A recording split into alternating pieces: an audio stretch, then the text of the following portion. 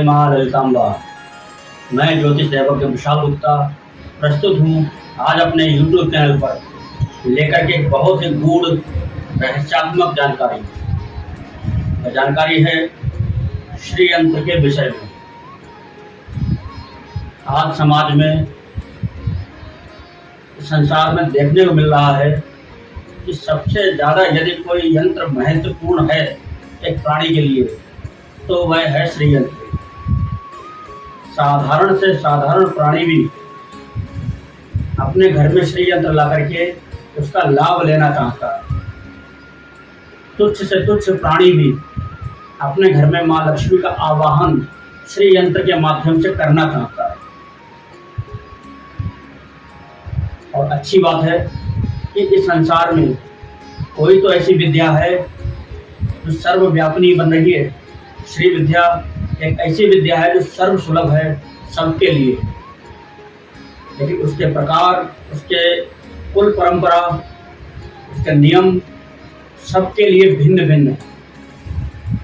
सन्यासियों के लिए भी श्री विद्या है, गृहस्थियों के लिए भी श्री विद्या है, तांत्रिकों के लिए भी श्री विद्या है और देवी देवताओं के लिए भी श्री विद्या है।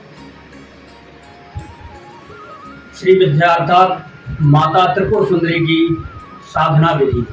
किस प्रकार से माँ ललितांबा की, त्रिपुर सुंदरी की, राजराजेश्वरी की आराधना की जाए, इस संबंध में बहुत सारे शास्त्र मिलेंगे आपको। आदि शंकराचार्य जी ने श्री विद्या का सबसे अधिक प्रचार प्रसार किया है इस भारत भूमि में।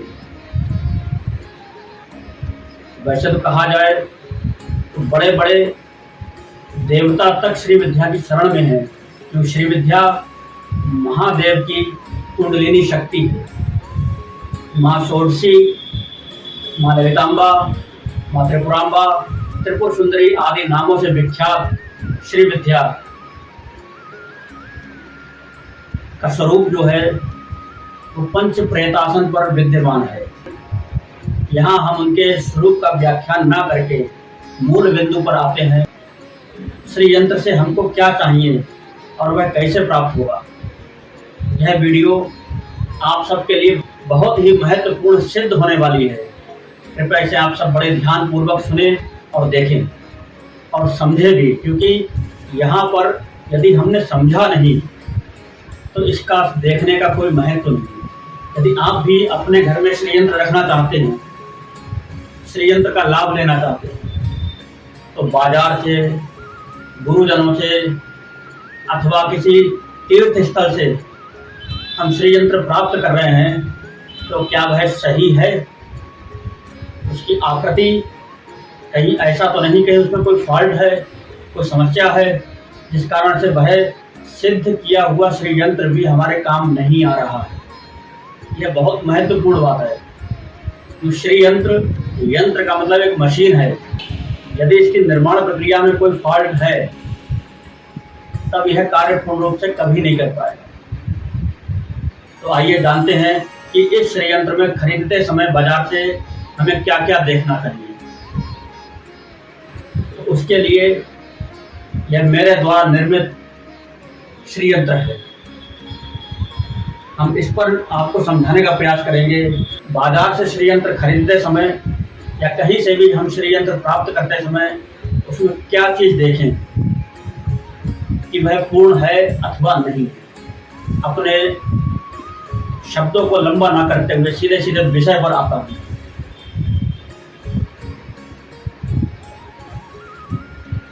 यह श्री यंत्र है और यह श्री यंत्र में पंच महाभूत विद्यमान है। पांचों महाभूतों का मिश्रण है ये श्री यंत्र, जिसमें से जो चौकोर हिस्सा है, ये भूपुर प्रदेश जिसको कहा गया है, यह पृथ्वी तत्व है, आधार है। इसके बाद में यह गोल जो दिखाई दे रहा है, ये तीन लाइनें जहाँ पर एक वृत्ताकार आकृति बना रही है, इस वृत्त को वायु तत्व कहा गया है। इसके बाद में इसके अंदर कुछ त्रिकोण बने हुए हैं। त्रिकोण ये आपको देखने को मिल पा रहे होंगे। जिन त्रिकोणों की नोक, जिन त्रिकोणों का निर्माण इस ढंग से हुआ है कि उनका आधार तो नीचे की ओर है और नोक बिंदु जो है वो ऊपर की ओर है। ये वाले त्रिकोण जो ऊर्ध्वमुखी हैं, जो ऊर्ध्वमुखी त्रिकोण हैं, ऊर्ध्वमुखी त्रिभुज हैं, त्रिकोण हैं, इनको शिव त्रिकोण कहा गया है। इनको अग्नि तत्व कहा गया है, क्योंकि रुद्र एक अग्नि है। इसके बाद में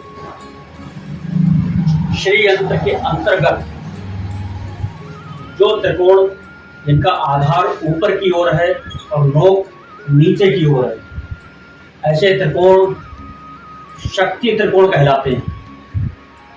और शक्ति जल से संबंधित है, चंद्रमा से संबंधित है, मां चंद्रमा को कहा गया है। इसलिए ये त्रिकोण नीचे की ओर जो बन करके आ रहे हैं, ये शक्ति त्रिकोण कहलाते हैं। तो यहाँ पर शिव त्रिकोण और शक्ति त्रिकोण, अग्नि त्रिकोण और जल त्रिकोण के रूप में विद्यमान है, क्योंकि ऊर्ध्व और अधोमुखी के रूप में एक दूसरे में फंसे हुए हैं। इसके बाद में इसके अंदर जो मुख्य बिंदु है, तो मूल त्रिकोण में मध्य में बिंदु जो है वह है अंतरिक्ष तत्व, आकाश तत्व, शून्याकाश। चित्त जल पावक गगन समीरा और पंच रचित है अधम शरीरा। जिस प्रकार से ये 5 तत्व हमारे शरीर के अंदर है, क्योंकि हमारा शरीर भी एक यंत्र है और यह भी एक आकृति है, एक यंत्र है, एक स्वरूप है देवी अथवा देवता का। तो इनमें जो त्रिकोण ऊपर मुखी है वो अग्नि तत्व है, जो अधोमुखी त्रिकोण है वह जल तत्व है। ये 5 तत्व पूरे होने चाहिए। अब इनमें से भी मुख्य चीज क्या है कि ये जो आपको दिखाई दे रहा है, इसमें 3 रंग दिखाई दे रहे होंगे आपको, 3 रेखाएं हैं। ऑरेंज कलर की है, रेड कलर की है और ग्रीन कलर की है। हो सकता है कि ताम्र पत्र पे बने हुए यंत्रों में या कुछ यंत्रों में रंगों में विभेद मिल सकता है, लेकिन इनके पीछे भी कुछ रहस्य है जो हमारे गुरुदेव ने हमको समझाने का प्रयास किया। जो ऑरेंज कलर की रेखा है यह है ब्रह्मदेव, अर्थात इस संसार में, इस संसार को लाने वाले सर्वप्रथम देव के रूप में यदि कोई विद्यमान है तो ब्रह्मा, सृष्टि के निर्माता के स्वरूप। जो ऑरेंज कलर है सात्विक तत्व का प्रतीक है, इसलिए संत महात्मा गेरुआ रंग, नारंगी रंग के वस्त्र धारण किया करते हैं। इसके बाद में जो मध्य में रेखा जा रही है यह राजसिक तत्व है और इसके देवता भगवान नारायण हैं, जो कि पालनहार के रूप में, दूसरे आधार के रूप में इस ब्रह्मांड पर व्याप्त है। इसके बाद में जो हरा रंग है प्रलय का प्रतीक माना गया है। जब इस ब्रह्मांड पर प्रलय हो जाती है तब शून्य हो जाता है, सब कुछ शांत हो जाता है। हरा रंग कहा गया, प्रकृति का स्वरूप बताया गया। यह है हमारे रुद्र महादेव, अर्थात विनाश के देवता। तो ये त्रिदेवों का आधार दिया गया है इस संसार को चलाने के लिए, इस संसार के निरंतर निर्माण में सहयोगी के लिए। इसके बाद में इसमें ये आपको 3 रेखाएं दिखाई पड़ रही होंगी, 3 वृत्त दिखाई पड़ रहे हैं। तो क्रमशः इसी प्रकार से इनकी ही शक्तियां यहाँ पर विद्यमान है, क्योंकि ऑरेंज रेखा जो है ये महासरस्वती है। इसके बाद में ये जो बीच वाली रेखा जा रही है ये रेखा महालक्ष्मी की है, और जो हरी रेखा है यह महाकाली है। तो ये शक्ति का प्रतीक है, ये आधार है, और ये उसकी ऊर्जा है। यहाँ यह बात हम आपको इसलिए समझा रहे हैं कि इन्हीं चीज़ों में फॉल्ट देखने को आपको मिलेगा। जो भी आप यंत्र लाएंगे किसी में आपको देखने को मिलेगा कि ये 3 रेखाओं की जगह पर 2 रेखाएं विद्यमान हैं। यहाँ पर भी 3 रेखाओं के स्थान पर 2 ही रेखाएं मिलेंगी कभी कभी किसी यंत्र में। वो गलत नहीं है, वो संप्रदाय के अनुसार अलग अलग है। आनंद भैरव संप्रदाय के अलग हैं, लोपामुद्रा अगस्त संप्रदाय के अलग अलग हैं। कई प्रकार के यंत्र देखने को मिलेंगे, लेकिन जो गृहस्थी के लिए पूर्ण यंत्र है वह यह यंत्र माना गया कि 3 रेखाएं यहाँ भी हो और वही 3 रेखाएं यहाँ भी चल रही हैं। कहीं कहीं रेखाएं तो 3 देखने को मिलेगी श्री यंत्र में भूपुर के अंदर, लेकिन उन रेखाओं का जुड़ाव आपस में ना होकर के टूटा हुआ होगा। केवल यहाँ तक की रेखा है, ये आया और ये आकर के यहाँ तक आया, ये हिस्सा नहीं होगा उसके अंदर, और इसी को जोड़ दिया गया है आपस में।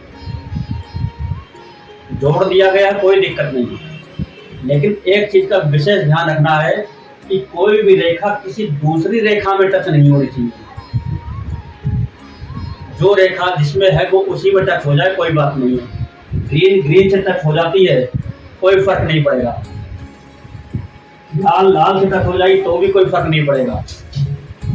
इसको इस रेखा से मिला दिया जाएगा तो भी कोई फर्क नहीं पड़ने वाला। लेकिन यदि कोई भी रेखा एक दूसरे को क्रॉस कर जाएगी, टच कर जाएगी, तो यहाँ पर समस्या है। एक दूसरे से टच नहीं हो रहा है, क्योंकि ये क्या है, ये एक विद्युतीय परिपथ है, ऊर्जा का एक परिपथ बनाया गया है। इसमें फ्लैश मान लीजिए आप, इसमें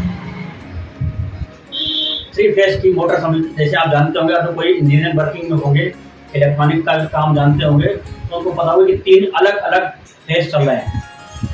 उन तीनों को एक साथ नहीं मिलाया जा सकता। यदि एक साथ मिला देंगे तो मोटर फूक जाएगी, खराब हो जाएगी।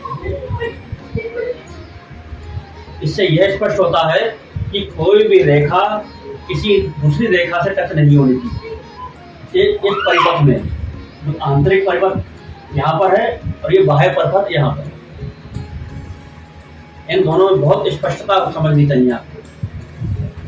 कहीं कहीं ये भी देखने को आया है कि यहाँ पर केवल और केवल एक ही रेखा है, या 2 रेखाएं हैं, या 3 रेखाएं हैं। तो इसका अर्थ क्या हुआ कि उसमें केवल एक ही महाशक्ति का आवाहन है। तो वो त्रिपुर सुंदरी नहीं है, वो महालक्ष्मी तो हो सकती है, परंतु त्रिपुरांबा नहीं है। त्रिपुर सुंदरी का अर्थ ही है जो तीनों लोकों की शक्तियां हैं, महाकाली, महालक्ष्मी, महासरस्वती। इन तीनों शक्तियों का समन्वय, तीनों की ऊर्जाएं जिस शक्ति में विद्यमान है वही त्रिपुर सुंदरी है। तो इस यंत्र में 3 रेखाएं और तीनों भी पैरेलल लाइनें होनी चाहिए, कोई किसी से उलझी हुई रेखा नहीं होनी चाहिए, कोई किसी दूसरी रेखा पर जाकर के खत्म नहीं होना चाहिए। एक दूसरे की रेखा से कोई दूसरी रेखा नहीं जुड़नी चाहिए। इस चीज का विशेष देखेंगे। इसके लिए इस यंत्र का हम एक उदाहरण देते हैं। यह यंत्र जो अब आपके सम्मुख है, इसमें देखने का ये प्रयास करें कि किस प्रकार से तीनों रेखाओं को आपस में जोड़ दिया गया है, जो कि यह गलत यंत्र का संकेत है। क्योंकि यंत्र भी एक स्टेबलाइजर की तरह समझिए आप, जो ब्रह्मांड की ऊर्जा को अपने अंदर धारण करके और आपको उसकी अनंत गुना ऊर्जा बढ़ा करके प्रदान करने वाला है।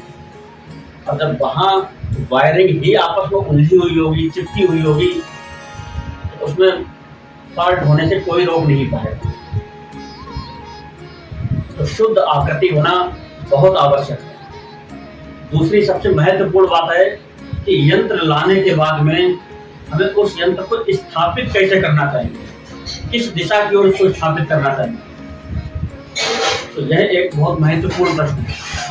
आइए इस पर भी चर्चा करते हैं कि संपूर्ण श्री यंत्र को आप देख पा रहे होंगे, इसके 4 द्वार हैं और चारों एक जैसे दिख रहे हैं।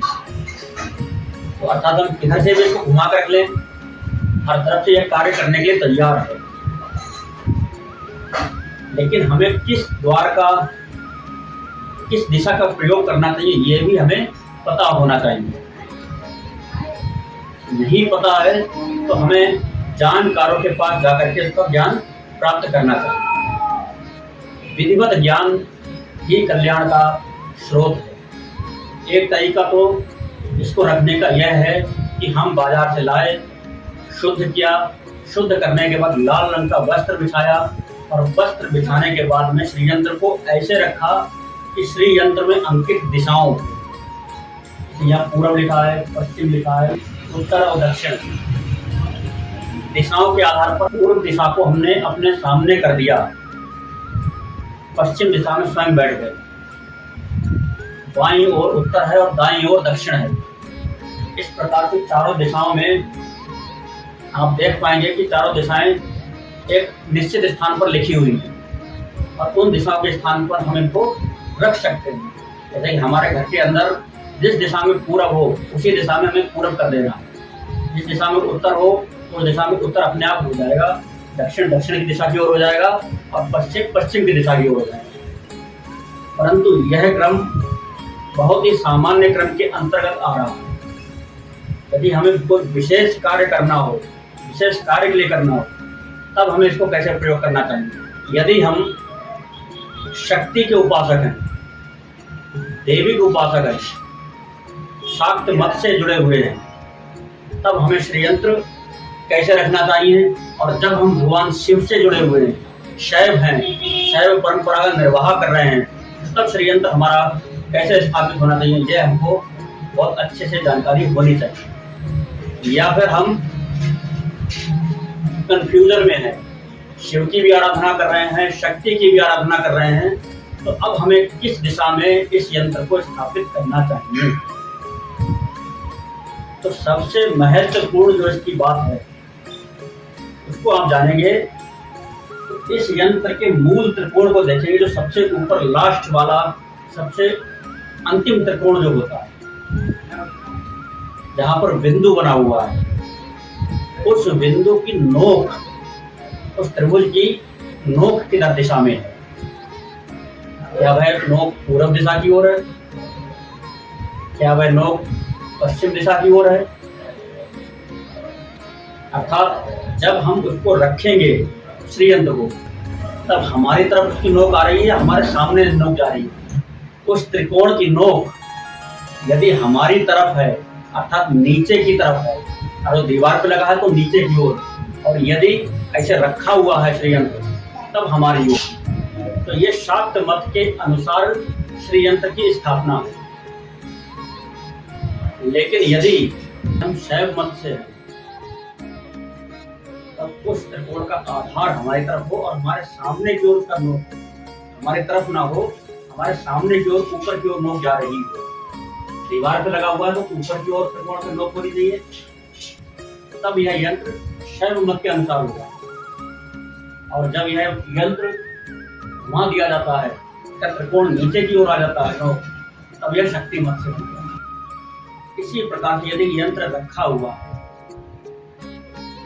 तो श्री यंत्र ऐसे करके रखना चाहिए कि उसका मूल त्रिकोण का जो ऊर्ध्व बिंदु है, ऊर्ध्व बिंदु ऊपर की ओर होना चाहिए, सामने की ओर होना चाहिए, हमारी तरफ नहीं होना चाहिए। तब ये शैव परंपरा के अनुसार होगा। तब यहाँ पर शिव प्रधान हो गए और शक्ति गौण हो गई। और यदि हमने उसको घुमा करके अपनी ओर कर लिया तो यहाँ पर शक्ति प्रधान हो गई और शिव गौण हो गए। यह श्री यंत्र का बहुत ही महत्वपूर्ण रहस्य है। इस रहस्य को जो जान जाता है वही उनकी कृपा को प्राप्त कर पाता है सही रूप, सही मायने में। और यदि कोई व्यक्ति कंफ्यूजन में है कि वो शैव है या शाक्त है, तो दोनों की उपासना कर रहा है, तब उसे सबसे पहले नंबर श्री यंत्र को नीचे की ओर त्रिकोण करके या अपनी ओर त्रिकोण करके रखना या लगाना चाहिए। इसी प्रकार का प्रभाव देखने को उसके जीवन में मिल रहा है या नहीं मिल रहा है। और यदि प्रभाव नहीं मिल रहा है 3 महीने तक, तब उसको घुमा करके उसका ऊर्ध्व जो है बिंदु ऊपर की ओर कर देना चाहिए, जिससे वो शैव मत का बन जाए। और तब भी अगर नहीं मिल रहा है, हो सकता है कि उसका इष्ट जो है वह गणेश के रूप में हो, भैरव के रूप में हो, या अन्य किसी शक्ति के रूप में हो, ना वो शैव हो, ना शाक्त हो, वैष्णव संप्रदाय से हो, वाणपत्य संप्रदाय से हो, तो ऐसी अवस्था में श्री यंत्र को जो मूल त्रिकोण है उसके ऊर्ध्व बिंदु को अपने दाहिनी ओर या बाहीं ओर घुमा करके भी हम उसका देख सकते हैं कि इसका इफेक्ट क्या पड़ रहा है। हर दिशा में बिंदु के त्रिकोण का ऊर्ध्व बिंदु अलग अलग प्रभाव देता है। आज के लिए इतना ही। आशा करता हूँ भली भांति आपने इसको समझा होगा कि ये बहुत ही गहन विषय है, बहुत ही गूढ़ विषय है, और इस विषय पर यदि आपको जानकारी मिल जाए तब आप इसका पूर्ण लाभ प्राप्त करें। आइए चलते हैं अपने अगले वीडियो की तरफ, क्योंकि और कुछ रहस्यों के विषय में बताती हुई आपके सामने प्रस्तुत होगी अगले चरण। धन्यवाद। जय मां ललिता।